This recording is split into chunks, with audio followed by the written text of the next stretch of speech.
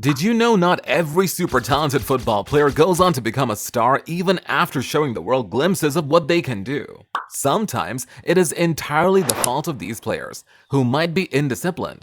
Other times, just like in the case of Abdelhak Nouri, life happens. You see, at the age of 26, former Dutch footballer Abdelhak Nouri should be rubbing shoulders with some of the best in the game. Sadly, his football career came to a tragic end just as he was beginning to make a name for himself. Early life. Appie was born on the 2nd of April, 1997, in Amsterdam. Although generally associated with the Netherlands, he is of Moroccan descent and could have gone on to represent either Morocco or the Netherlands at senior level. Sadly, he never got to have a taste of actual senior football. Nouri joined the Ajax Academy at the young age of 7. After becoming an Ajax youngster, he went through every single stage before making his first team debut. He didn't only play for the Ajax Academy, he also represented the Netherlands at various levels. Between 2012 and 2016, he played for the Netherlands under 15 all the way to under 19. As a product of the Ajax Academy, the best he did was play with the reserve and the Ajax team for about 2 years. He could have moved on to a much bigger thing. Sadly, he can't play football anymore. Club career. 2 years before the tragic end of his football career, Appie made his professional debut. This was in a match between the Ajax reserve team Young Ajax and VVV Venlo in an Eerste Divisie game. He replaced Danny Bakker in this game, which his team lost. As much as facing a loss in his first game wasn't the best of feelings, it didn't mean so much as Appie looked well on his way to a great future in the football world. A year after his professional debut, Appie made his first team debut in a match against Willem II. The match was in the KNVB Cup, and beyond simply making his first WM debut, he scored a goal. Although Appie scored in his first team debut, he wasn't on the first team just yet. He had to prove he was ready to play regular first-team football, and he didn't fail to do this. He had a great 2016-17 season with Young Ajax and won the award for Player of the Season. At this point, it was clear he was ready to play with the big boys, so he got promoted to the first team. Appie's promotion to the first team looked like he was well on his way to becoming the successful athlete he had hoped to be. Sadly, the former attacking midfielder had no idea his life was about to go in a direction he never planned. He wasn't on the first team for up to a season before he had to quit football. But don't quit just yet. Go all the way to the end. But in the meantime, smash the like and share buttons. Also, kindly subscribe to this channel if you are new here. Why did Nouri quit football? It was the 8th of July, 2017. And Ajax were up against Werder Bremen in a friendly match. Appie was on the pitch like other players and was looking to make an impact in this game. Sadly, he couldn't make it to the end of the match. He had cardiac arrhythmia and collapsed during the match. Of course, collapsing during a match always looks serious. However, lots of football players go through this and cope just fine. Some are even still able to play football. Sadly, that wasn't the case for Appie. After his collapse, Appie was taken off the pitch and straight to the hospital in a trauma helicopter. Shortly after getting to the hospital, he was stabilized. At this point, it didn't seem like there was a challenge. The simple assumption was that he was well and would be back on the pitch in due time. Sadly, nature had other plans. 5 days after his collapse, everyone was hoping he would soon be out of the hospital. However, that wasn't what happened. He was actually worse, and he was reported to have had permanent brain damage and had been moved to intensive care. With permanent damage to his brain, it was obvious that Appie wasn't coming back to play football. But that wasn't all. His life was never getting back to being normal. This is because when he finally left intensive care, the best he was able to do was breathe without aid. But apart from this, he wasn't the same person who walked into the pitch on the day of his collapse.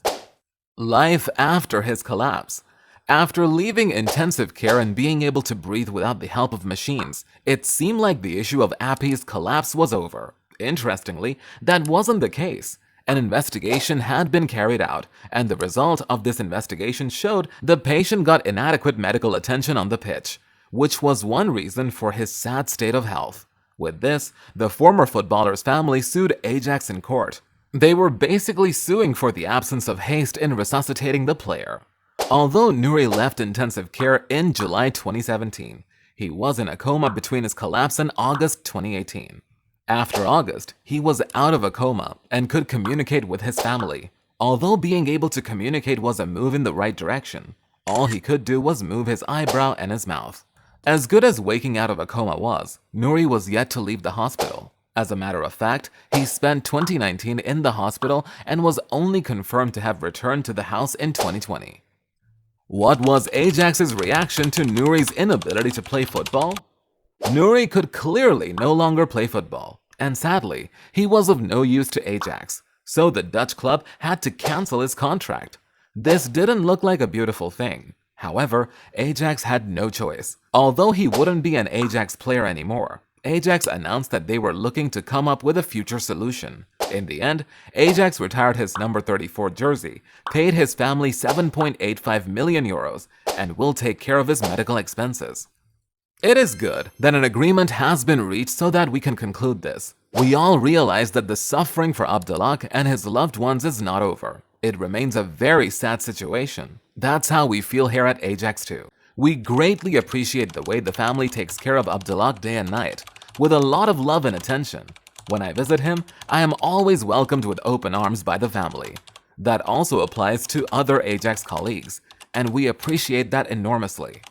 The bond between Ajax and the Nouri family will always remain, not only because of the Abdelhak Nouri trophy, which the family hands out annually to the greatest young talent in our academy. Also, we have decided to give the number 34 to the Nouri family. At Ajax, the number 34 will never be used again, unless the Nouri family and Ajax want to make an exception together. The dressing room furniture of Abdelhak will also be placed in the Ajax fan shop, next to the main entrance of the Johan Cruyff Arena. We have carefully preserved that in the stadium in recent years, and we are now going to give it a beautiful place that is accessible to everyone. How good was Nouri? It is common knowledge that Nouri's inability to play football is a big loss to Ajax, Europe, and the football world, but not everyone really understands how big a loss he is. You see, Nouri was perhaps not a Messi-level talent. No one really is. So, that's not exactly a problem, but the young man, who will never play football, was already being compared to Johan Cruyff, even before making his senior team debut. According to Henk Spahn, a journalist and presenter, Nouri could have gone on to become the biggest thing in modern Dutch football. He said, "I have known him from the age of 10. I immediately thought about a new Cruyff as the talent just oozed out of him. He is so good in small spaces and has such great technique and touch. He is also a true leader." Henk Spahn wasn't the only one who thought so highly of the former footballer. Frank de Boer also thought Nouri was increasing. In his words, he is getting closer to the first team all the time. It's good that he is playing in the Eerste Divisie, Dutch second division with young Ajax, because he has to learn to deal with that. He has a long way to go, but he has incredible talent. What was Nouri's playing style? The football world might have forgotten about Nouri. However, just a few years ago, he was compared to Iniesta. Since the Spanish midfielder was about to leave the scene, it seemed like he could come in as an apt replacement for the midfielder. This might be difficult to understand right now. However, just a few years ago, the former player had a reputation for doing so well with the ball in tight spaces. Also, he had a subtle touch on the ball that could score goals. This made several football enthusiasts compare him to Spain and Barcelona legend Andrés Iniesta. Just like Iniesta, Nouri wasn't a very physical player. However, he was really technical, so just maybe he didn't need to be physical. As much as several folks compared him to Iniesta and maybe Cruyff, Nouri saw himself as a blend of three players. While speaking about players that inspire him, he said, "Players like Cruyff, Messi, and Iniesta are my examples. They're also ice-space, but they play very smart and know how to use their bodies to get the opponent off balance. The ball is my greatest friend. Football means everything to me." How are his friends taking it? It might be easy to assume that the football world has moved on and has forgotten all about Nouri, but that's really not the case. As much as the average football fan might not remember that there used to be a player called Nouri, Ajax fans still have him in their hearts. Also, his friends do. The fans might not be able to get so close to him, However, we can't say the same of his friends and former teammates. You see, the guys he grew up with in the Ajax Academy have tried to remain in his life to the best of their abilities. Frankie de Jong even remembers visiting him before joining Barcelona. I had offers from Ajax and PSV, and he spoke to me a lot that summer to go to Amsterdam. De Jong also explained how he told Nouri that he was moving to Barcelona. I was with him. His mother came in and asked him where I should play in the future. When she said to him, Barcelona, he lifted his eyebrow in response. It was a very special moment. Will Nouri ever be normal? At this point, it is common knowledge that Nouri will never play football. Also, his brain has been permanently damaged, so he will be unable to function like a regular person. The former attacking midfielder needs all the support he gets from his family. Also, it is unclear if he will be able to cope with less support. This is because he can't even live in the same type of home as regular people. Speaking of his current state, Nouri's brother said he is awake. He is in a house built specially for him. He is no longer in a coma. He sleeps, eats, frowns, and burps. But he is very dependent. His brother Abdurrahim told the program DWDD. You can sort of communicate with him, for example lifting his eyebrows through smiles. He doesn't get out of bed, but it's lovely to have him again. Tributes. Right now, there is little to nothing anyone can do to make Nouri better. However, there are quite a couple of things that can be done to make him feel better, and quite a number of people are aware of this. You see, Appy's friends might not be able to play football with him. However, they have not failed to pay tribute to him. And one tribute that appears really special is Bergwijn's tribute.